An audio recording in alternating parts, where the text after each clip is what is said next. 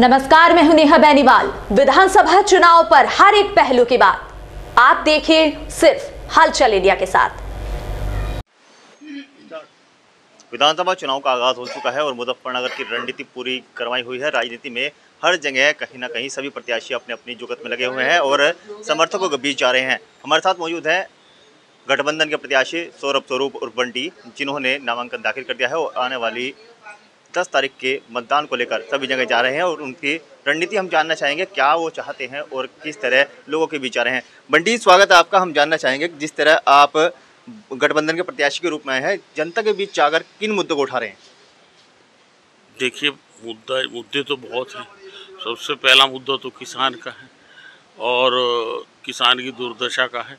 जितनी दुर्दशा उत्तर प्रदेश में किसान की है, पूरे दुनिया में कहीं भी नहीं है। दोगुनी आय का वायदा इस सरकार ने, दिल्ली की सरकार ने किया था आज से 7 साल पहले। तो दोगुनी होने की बजाय उस पर महंगाई की इतनी कमर तोड़ आज मार है, डीजल की, बिजली की, और वो अपनी हक की आवाज़ उठाता तो उस पर जीप चढ़ाई जाती है। तो ये तो सबसे प्रमुख मुद्दा है। वो किसान अन्नदाता है और पूरी देशी अर्थव्यवस्था की रीढ़ की है। दूसरी जो है व्यापारियों की। कोरोना में व्यापारी भी बर्बाद हो, उसका व्यापार भी बर्बाद हुआ। इसके देख बेरोजगारी की है, शिक्षा की है, सड़कों के विकास की है। 5 साल में बीजेपी की सरकार रही है। स्वर्गीय मंत्री चितरंजन स्वरूप ने जितने विकास कराए उसका 10% भी वर्तमान मंत्री नहीं करा पाए। तो मुद्दे तो बहुत हैं। अच्छा, चितरंजन स्वरूप स्वर्गीय मंत्री, राज्य मंत्री रहे हैं। उन्होंने काफ़ी कार्य किए, खालापार हो, चाहे सुजरू हो, चाहे मुजफ्फरनगर का कोई भी एरिया हो, वहाँ पर उन्होंने काफ़ी नाला बनाने को लेकर काफ़ी उनकी रणनीति रही थी। आप उनकी जो राजनीतिक छवि थी उसे किस तरह लोगों में बरकरार रखेंगे? उनकी छवि जो है एक सर्वप्रिय, सर्वमान्य और सबसे हमदर्दी करने वाले राजनीतिज्ञ की थी। और वो जनप्रतिनिधि से ज़्यादा इस विधानसभा के हर व्यक्ति से एक व्यक्तिगत रिश्ता था, हमदर्दी का, प्रेम का, भाईचारे का। उसी परंपरा को, उसी तहजीब को, गंगा जमुना की मिलीजुली तहजीब को आगे बढ़ाने के लिए उनके आशीर्वाद से मैं यहाँ हूँ। हमारे साथ कुछ लोग मौजूद हैं, इनसे बात करेंगे। समर्थक हैं और समाजवादी पार्टी से जुड़े हुए हैं, गठबंधन से जुड़े हुए हैं। उनसे बात करेंगे कि किस तरह लोगों के बीच आएंगे और किस तरह वो बात करेंगे। हमारे साथ मौजूद है पूर्व महानगर अध्यक्ष अंसार आरती, और अंसार आरती से बात करेंगे। ये क्या रणनीति लेकर चल रहे हैं? अंसार जी, किस तरह जा रहे हैं लोगों के बीच? हम लोगों के पास जा रहे हैं। जनता का भरपूर समर्थन बंटी स्वरूप को मिल रहा है। हम जो लेके जा रहे हैं, विकास का मुद्दा लेके जा रहे हैं। हमारे आदरणीय राष्ट्रीय अध्यक्ष अखिलेश यादव जी, उनके पास एक मुद्दा है विकास का। विकास का मुद्दा यह है, चाहे वो नल का मामला हो, चाहे सड़क का मामला हो, चाहे शिक्षा का मामला हो, चाहे कॉलेज का मामला हो, चाहे अधिवक्ताओं का मसला हो, किसी तरह का भी मामला हो, समाजवादी पार्टी के राष्ट्रीय अध्यक्ष जी का जो मुद्दा है सिर्फ यही है कि हम जो लेके जाएं, विकास का मुद्दा लेके जाएं। और विकास का मुद्दा सबसे बड़ा मुद्दा है। और गरीब आज परेशान है, मजदूर परेशान है, किसान परेशान है, हर एक व्यक्ति परेशान है। इस समाजवादी पार्टी की जब 5 साल पूर्व में सरकार रही, सबका भला हुआ, लेकिन वर्तमान में जो सरकार चल रही है उसमें किसी का कोई भला नहीं है। मैं तो यही कहना चाहूँगा कि आने वाले टाइम में 10 तारीख में समाजवादी पार्टी के लोगों से और मेरी सब जनता से अपील है कि आप सब लोग इतना वोट दें, चितरंजन स्वरूप के साहबजादे स्वर्गीय चितरंजन स्वरूप के आत्मा को शांति मिले और ये बन के यहाँ से विधायक पहुँचे और वर्तमान में सरकार हमारी बने और समाजवादी पार्टी की सरकार बनेगी, लोगों का भला होने का काम होगा। कुछ और लोग मौजूद हैं, इनसे जानेंगे कि क्या रणनीति लेकर चल रहे हैं और क्या गठबंधन का रुझान है। जी बाबू जी, आपका नाम? रणवीर सिंह। रणवीर जी, ये बताइए गठबंधन का रुझान इस वक्त क्या है? बिल्कुल एकदम फेवर में जा रहा है। अच्छा, आपके जयंत चौधरी और जो पूर्व मुख्यमंत्री अखिलेश जी, इनके फेवर में जा रहा पूरा। इस सरकार ने तो बर्बाद कर दिया सबको, किसानों को कर दिया, व्यापारियों को कर दिया। आप पूरे शहर को देख लो, खुदा पड़ा है। 5 साल में कुछ भी नहीं करवा पाए, ना सड़कें बनवा पाए। वो गैस की पाइपलाइन खोद दी, वो आज तक यहाँ सप्लाई नहीं दी है। बेरोजगार की समस्या बहुत बड़ी है। स्टूडेंट लड़के बहुत बेरोजगार हैं, परेशान हैं। आप देख लो, किसानों को मारने के लिए जो गृह राज्य मंत्री है उसके बेटे ने किसानों के ऊपर गाड़ी चढ़ा दी, मार दिया उनको। और उसको आज तक बर्खास्त नहीं किया। ये कहीं कहीं की सरकार है, ये तो मार रही जनता को। और निश्चित तौर पे अब की बार हमारी सरकार ये आएगी, अच्छा, और जो भी समस्या है वो सब पूर्ण कराएंगे ये लोग। समस्याओं का अंबार लगा हुआ है और समस्याओं को लेकर हम लोगों के बीच जाते रहते हैं और समस्याओं से जानेंगे कि क्या है रणनीतियाँ किस तरह की। जी, आपका नाम? रविंदर चौधरी। रविंदर जी, ये बताइए कि रणनीतियाँ क्या है? भाई रणनीति वाले नहीं हम सीट पर तो या गठबंधन जीत रहा है भाई, जिताओ तो हमने ही नहीं जिताए और इन्हें भी हम ही जिताओगे। इस बार क्या कमी रह गई? कमी इस बार क्या रहेगी? जो पिछली सरकार थी उसमें क्या कमी आती? पिछली में तो कमी थी, खूबी क्या आती हम तो खूबी बताओ उनकी क्या, उनमें कमी रही भाई। क्या समस्या थी यहाँ से? अरे भाई समस्या तो मुसलमान को इन्होंने बर्बाद कर दिया यार। एक मुसलमान का केस थाने में चला जाओ, इलाज हो जा बेचारे का। मुसलमान से ज्यादा बर्बाद कोई भी नहीं करा। इतनी खराब सरकार भाई, जो बिरादरी को लेकर सरकार मतलब वो कर रही, वह तो सरकार ही नहीं, सरकार तो सबकी हो, हिंदू मुस्लिम की सरकार थोड़ा ही हो। या तो इतनी खराब सरकार, ऐसी सरकार का तो मतलब यहाँ जीवन में भी नहीं आनी चाहिए बाद में। सौरभ स्वरूप में खूबी क्या है? चितरंजन स्वरूप ऐसे थे, एक दिन फोन किया, हाँ भाई कहाँ सी? मगा घर कांडला मट्ठा पीना में आ लिया, इतना में बाहर लिखड़ा मालिक खड़ा बाहर, अरे चाय पिया दे यार, मका आ जाओ चाय पियो। तो ये तो ऐसा परिवार है पहले से ही देहात से मिलकर चला, बहुत सज्जन परिवार है। पारिवारिक जो मेल मिलाप थे वो काफ़ी अच्छे बताए जा रहे हैं। चितरंजन स्वरूप जी के परिवार से सभी उम्मीदें लगाए बैठे हैं और उम्मीदों को लेकर दुनिया कायम है। इसी बार हम बात करेंगे, यहाँ पर पूर्व राज्य मंत्री हैं हमारे साथ, इनसे बात करेंगे। जी बताइए, क्या इस बार रुझान है गठबंधन का विधानसभा सीट सदर पर? देखिए, गठबंधन का जो रुझान है इस वक्त जो है मुकम्मल रुझान है। वजह उसकी है कि इस वक्त पूरे जो सर समाज है वो मौजूदा सरकार से पीड़ित है, और महंगाई हो, बेरोज़गारी हो, और आप ये देखिए कि रसोई गैस जो रोज़मर्रा की ज़रूरत की चीज़ है वो इस कदर महंगी है कि गरीब आदमी इस हुकूमत में बहुत ज़्यादा परेशान है। और जहाँ तक प्रत्याशी की बात है, ये सौरभ स्वरूप जी जो बंटी है, ये चितरंजन स्वरूप जी का जो घर है वो ऐसा घर है जो सर समाज का घर है। हिंदू, मुस्लिम, सिख, ईसाई सबका पसंदीदा उम्मीदवार है। तो हमें उम्मीद यह है कि इंशाअल्लाह बहुत अच्छी जीत होगी और इंशाअल्लाह अब के इनकी जीत ही निश्चित है। मास्टर अल्ताफ़ खान एक शायर हूँ और मशहद मेरा तखल्लुस है, समाजवादी पार्टी से भी जुड़ा हुआ हूँ। बहरहाल इस बार चुनाव है। हाँ जी, चुनाव है। अंदाज में क्या करें? हवाएं करेंगी अब रोशनी का फैसला, जिस दिए में जान होगी वो दिया रह जाएगा। यहाँ के हिंदू मुस्लिम तमाम जनता अब चाहती है कि इस जालिम हुकूमत को उतारा जाए, क्योंकि ये किसी के हक में नहीं है। इसने जहाँ महंगाई बढ़ाई है, वहाँ झूठ बोल बोल के लोगों को सताया है। तो जितना तबका है, जितना मुस्लिम हिंदू सब लोग ये चाहते हैं कि इन नफरत भरी सरकार को अब ख़त्म किया जाए। हम अशांति चाहते हैं, शांति के माहौल में रहना चाहते हैं, एक दूसरे से हम मिल के रहना चाहते हैं। ये हम में फासला करना चाहते हैं, हम मिल के रहना चाहते हैं। तो हम नहीं चाहते कि हम में ये फासले हों और ऐसी फासला पैदा करने वाली सरकार को उतारना चाहते हैं।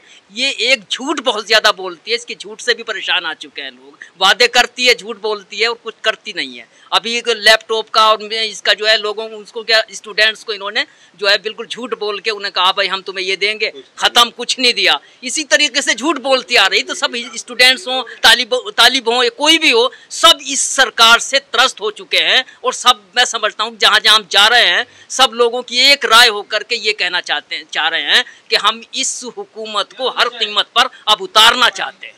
बस ये इस वक्त जो है लोगों की एक राय हो चुकी है। और मैं समझता हूँ कि भारी से भारी तादाद में यहाँ गठबंधन का उम्मीदवार जीतने जा रहा है, इसमें कोई दो राय नहीं है। जहाँ ये लोग जा रहे हैं, लोग पसंद नहीं कर रहे, अपने महलों से भगा रहे हैं इनको। तो इस बात की ये तस्दीक है कि अब ये लोग जा रहे हैं, इनको कोई पसंद नहीं कर रहा। और जब ये जा रहे हैं तो हुकूमत जा रही है और झूठ बोलने वाले लोग जा रहे हैं। और इंशाल्लाह हमें उम्मीद है कि अब हम हिंदू मुस्लिम सिख ईसाई सब शांति के साथ रहेंगे, ये चले जाएंगे और फिर हम आपस में एक दूसरे के इसी तरह हम रहते आए हैं। ये फासले पैदा कर रहे हैं, हम फासलों को दूर करना चाहते हैं।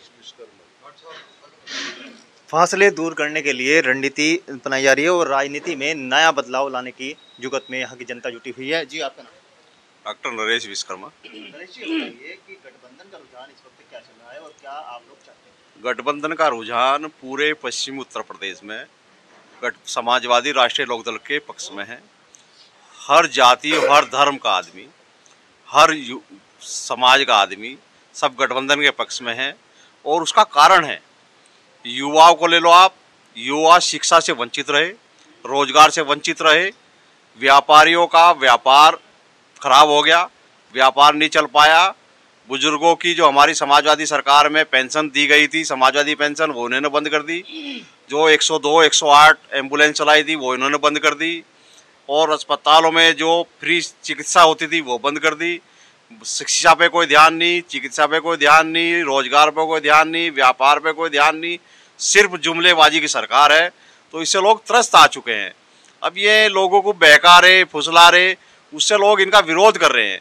और इनके जो विधायक थे उन्हें आप लोग देख रहे होंगे कि किस किस तरह से लोग उन्हें विधायकों को भगा रहे हैं, धमका रहे हैं, डरा रहे हैं। जैसे लोग ये विधायक नहीं मिलते ढूंढे, अब लोग इन्हें नहीं मिल रहे ढूंढे।